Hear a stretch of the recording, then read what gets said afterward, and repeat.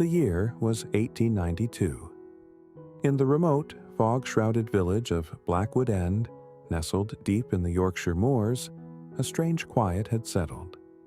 It was a silence deeper than usual, hinting at unspoken secrets. Evelyn, a sharp-witted young woman who ran the village's only general store, noticed it first. Old Mr. Henderson, usually full of cheerful gossip, had stopped his daily visits for his pipe tobacco. Then the postman, a chatty fellow named Giles, suddenly became withdrawn. He barely spoke a word as he dropped off the meager mail, his eyes darting nervously. A sense of unease grew, thick as the morning mist. Whispers started in hushed tones over cups of tea in Evelyn's shop.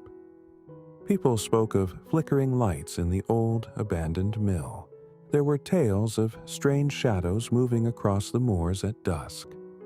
A few claimed to hear faint, unsettling music drifting from the ancient woods, music no one recognized. The village constable, Inspector Thorne, usually quick to dismiss local superstitions, also looked troubled. He spent long hours riding his bicycle around the empty lanes, his brow furrowed. Evelyn, though a practical woman, felt a shiver of fear. Her mind raced with possible explanations. Was it smugglers, runaway criminals, or something else, something much stranger?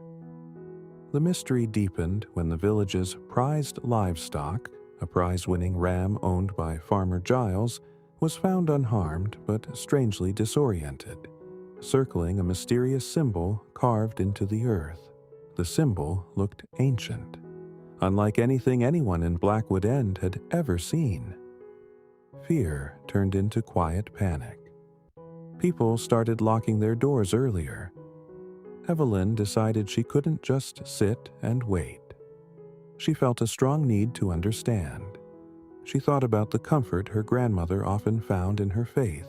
She remembered a profound verse from the Quran, revealed by God, that her grandmother always said, "All praise is due to Allah, Lord of the worlds."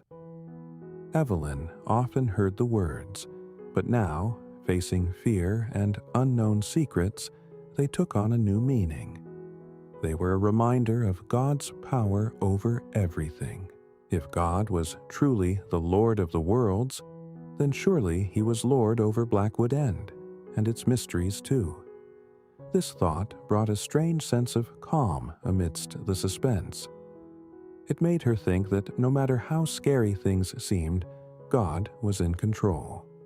And if God was in control, then there was always a reason for hope and a source of strength to face the unknown. Armed with this quiet resolve, Evelyn decided to do her own detective work. She started by talking to the village's oldest resident, old Mrs. Willow, who rarely spoke. Mrs. Willow lived alone in a small cottage, surrounded by stacks of forgotten books. Her eyes were sharp, even though her body was frail. Evelyn explained the strange happenings. Mrs. Willow listened, her expression unreadable. Then she pointed to a dusty old map of the moors hanging on her wall. "The old mill," she rasped, her voice thin, "and the woods. They hold old secrets. Not evil, perhaps, but forgotten knowledge. A forgotten celebration." She spoke of an ancient, almost forgotten village festival, held centuries ago, meant to give thanks for the harvest and the land's bounty. It involved symbols and quiet music. "Perhaps," Mrs. Willow whispered, "someone is trying to bring back the old ways, to remember to give praise." Evelyn felt a flicker of understanding. The strange symbol, the music, the disoriented ram, they weren't evil. They were perhaps clumsy attempts to remember something good. Inspired by the Quranic verse, Evelyn decided to act. She didn't call the inspector. Instead, she spoke to the villagers, sharing Mrs. Willow's story, suggesting a different way to understand. She gathered them, not in fear, but with a new purpose. They organized a simple, heartfelt gathering on the village green, bringing their best harvest. They didn't perform any strange rituals. Instead, they simply brought food and shared stories.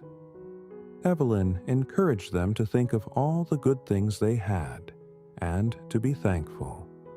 She reminded them that true praise, like the Quran teaches, is for God, the Lord of all creation, who provides everything, from the smallest seed to the grandest harvest. Slowly, the tension in Blackwood End lifted. The strange sounds stopped.